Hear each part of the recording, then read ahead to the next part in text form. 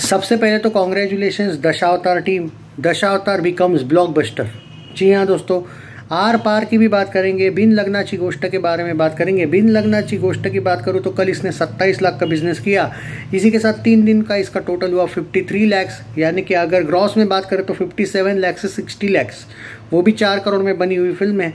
उसका हाल बेहाल है, ये फैक्ट है। कलेक्शंस के हिसाब से वो फिल्म आई डोंट थिंक कि वो चलने वाली है। अगर आप वो थोड़े से मेकर्स अगर मुंबई में हाउसफुल वगैरह दिखा रहे 2-3 शोज़, तो उससे पूरे महाराष्ट्र का जो रणनीति है, ये समीकरण नहीं बदल सकता है। दूसरी बात करते हैं जो आर पार फिल्म है, वो अच्छे रिव्यूज़ के साथ भी उसका, क्योंकि मैंने पहले ही बोला था दशावतार के साथ ये लोग बेवजह का पंगा ले रहे हैं, इनको मुश्किल होगी अच्छा कंटेंट होने के बाद भी प्रॉब्लम में फंस सकती है फिल्म, और फंसी। डिस्पाइट उन्होंने, आई एग्री कि उन्होंने भी रिव्यू शेयर किया और इन्होंने भी शेयर किया दशावतार वालों ने, बट दैट डजंट मीन कि मैं आपको अंधेरे में रखूँ। फैक्ट ये है कि कल उन्होंने 29 लाख का बिजनेस किया, इन्होंने अपना आर पार वालों ने 29 लाख का, और ऑलमोस्ट इसका टोटल हुआ है 67 लाख के करीब, और 70 लाख का ग्रॉस में आता है। वो 65 लाख या समथिंग है, वो 70 लाख के आसपास ग्रॉस में आता है। अगर मैं ग्रॉस की बात करूँ 3 दिन का, तो बिन लगनाची गोष्ट का हुआ है ऑलमोस्ट 60 लाख और आर पार का हुआ है ऑलमोस्ट 70 लाख। ये है दोनों की हालत 3 दिन के बाद। दोनों के भी बजट 4 करोड़ है, दशावतार का भी बजट 4 करोड़ है, लेकिन वो सुपर हिट हो चुकी है। उसके पीछे रीज़न है, इनफैक्ट अगर मैं वर्ल्ड वाइड अब ओवरऑल बात करूँ तो वो ब्लॉकबस्टर हो चुकी है। 4 करोड़ में बनी हुई फिल्म कल अकेले दिन में उसने पूरा महाराष्ट्र में 2.5 करोड़ का बिजनेस किया। इमेजिन करो, महाराष्ट्र में सिर्फ अकेले स्टेट में 2.5 करोड़ करना मजाक नहीं है। 2.4 करोड़, जिसका टोटल होता है 4.49 करोड़ टोटल नेट में 3 दिन में। 4.5 करोड़ का नेट कलेक्शन 3 दिन में आया। अगर मैं ग्रॉस में कन्वर्ट करूं तो 4.25 करोड़ इसने किया है। 4 करोड़ की film 4.5 crore plus net collection में जा चुकी है। 4.25 करोड़ से लेके 5 करोड़ 3 दिन में इसका वर्ल्ड वाइड हुआ है। तो वर्ल्ड वाइड यानी कि ग्रॉस में पकड़ो भारत का, पूरे महाराष्ट्र का ग्रॉस। इट्स अ ब्लॉकबस्टर, क्योंकि आज से जो भी कलेक्शन आएगा वो ब्लॉकबस्टर वर्डिक्ट के लिए आएगा। सुपर हिट ऑलरेडी हो चुकी है 3 दिन में, और यही मेरा प्रेडिक्शन था दशावतार का। मत लो पंगे, हो जाओगे नंगे। सॉरी, तर थोडासा आता मराठीत जर बोलायला गेलं मित्रांनो, तर आर पार चांगले रिव्ह्यूज, पण खूप फेमस ॲक्टर्स वगैरे मी यांना एवढं फॉलो नाही केलं की खूप फेमस आहेत का नाही ते मला नाही माहिती, बट फक्त बड्डेवाला जो एक अँगल होता की बड्डेच्या दिवशी रिलीज करायचं, बाकी कंटेंटविषयी काही जास्त बोलत नव्हते। हालांकी कंटेंट इतका मस्त होता, पण तरी पण ते कोणत्याही पॉडकास्टमध्ये कुठे जरी गेलं तरी फक्त बड्डेवर आम्ही रिलीज करतो, आमचा दोघांचा बड्डे, कदाचित असंच होतं, दोघांचाही बड्डे होता शायद कदाचित त्या दिवशी, कदाचित। तर मे बी त्यांनी आणि सगळीकडे इंटरव्ह्यूमध्ये तेच बड्डे। अरे कंटेंटविषयी थोडं बोला। जर दशावतार सारख्या मूवीशी तुम्ही यार हे करताय, दिलीप सरांना सॅल्यूट आहे बाय द वे। दशावतारविषयी तर मी पुढे जाईलच।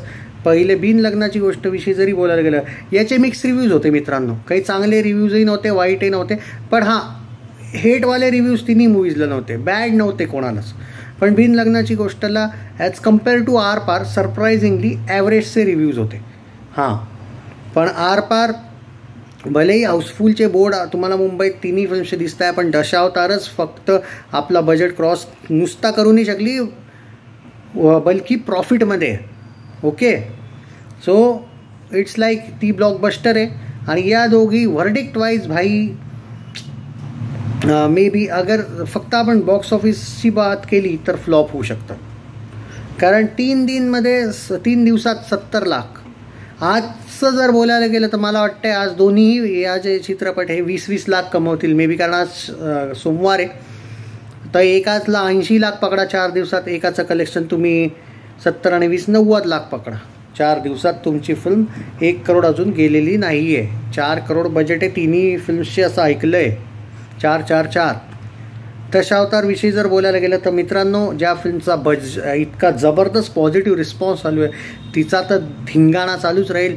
मला तर आश्चर्याने वाटतं जर 1 करोड जरी केलं, सोमवार असून पण जरा पाऊस वगैरे खूप आहे आणि आज सोमवार आहे, शेवटी फरक पडतो, तरी मी 60 लाखच्या खाली म्हणणं गुन्हा आहे। मला असं पर्टिक्युलरली वाटतं की 60-70 लाख, इनफॅक्ट 1 करोड पण जाऊ शकते।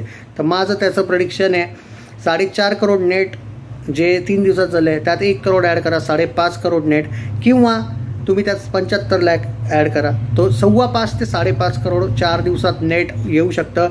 आजपासून दशावतार ऑफिशियली ब्लॉकबस्टर म्हणली जाऊ शकते बॉक्स ऑफिस इंडियाच्या व्हर्डिक्टनुसार. So congratulations Dashavatar team. Eye opener आहे आरपारच्या मेकर्ससाठी की यार मित्रांनो, तुम्ही कधी क्लॅश करू नका जर तुमचं कंटेंट चांगलं आहे.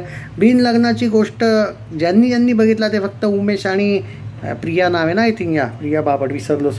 तर त्यांच्या फक्त जे दिवाने त्यांचे नाटक वगैरे बघतात, ड्रामाच करतात ते कधी कधी, त्यांच्यासाठी त्यांनी काहींनी बघितलेली पब्लिक आहे ती आजपासून एकदम नाच्या बरोबर पब्लिक दिसेल तुम्हाला. तरी मला असं समाव वाटते की मी बिन लग्नाची गोष्टला जास्तच 20 लाखचं आजचं प्रेडिक्शन केलं आहे, कदाचित कमी पण येऊ शकतं. पण तरी मी ॲट प्रेझेंट आरपारचे रिव्ह्यूज बिन लग्नाच्या गोष्टीपेक्षा चांगले आहेत. पण स्टार पॉवर पण बोलते मित्रांनो. कदाचित उमेश कामत आणि प्रियावाला जो एक अँगल आहे त्यामुळे या चित्रपटाने अजून पण आरपार पेक्षा थोडं कमीच आहे त्यांचं कलेक्शन, पण तरी तेवढं ते करू शकलेत ते फक्त स्टार पॉवरमुळे असं मला पर्टिक्युलरली वाटतंय.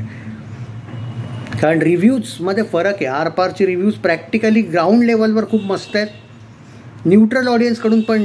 ते पेड नाही, हा हॅलो कसा वाटला मित्रांनो आणि तेच शेअर करतात तुम्हाला, तो वाले नाही, जनरली एक जनरल पब्लिकची बात करतोय मी. आणि दशावतारविषयी जर बोलायला गेलं, फॅन्टॅब्युलस रिव्ह्यूज आलेत. आणि रिव्ह्यूज काय त्याच्याविषयी काय बोला यार, कलेक्शनही दिसत आहे ना.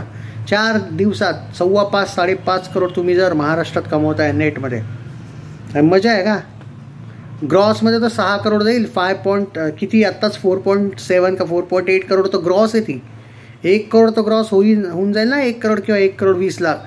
4 दिवसात 6 करोडचा ग्रॉस असेल दशावतारचा. आणि यांचा 4 दिवसामध्ये ग्रॉस वाईज पकडलं तर 1 करोड पकडा, 1 करोड किंवा 1.1 करोड.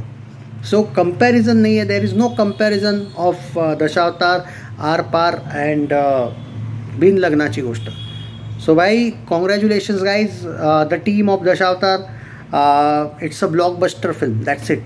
और भाई कंटेंट जिस तरीके से बनाया, दिलीप सर को 81 आई थिंक उनकी उम्र है जितना मैं जानता हूँ, सैल्यूट है उनको, मेकर्स को सैल्यूट है, एवरीवन, डायरेक्शन, राइटिंग, मज़ा आ गया यार.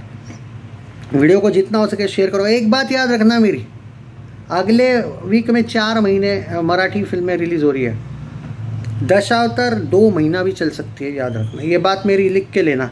और ये कितना कलेक्शन करेगी ये प्रेडिक्ट मत करना, ये कलेक्शन आते रहेगा क्योंकि अभी ना सिर्फ शुरुआत हुई है.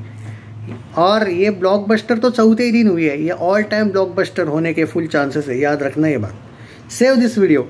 चैनल सब्सक्राइब नहीं किया है तो कर लीजिएगा. Take care.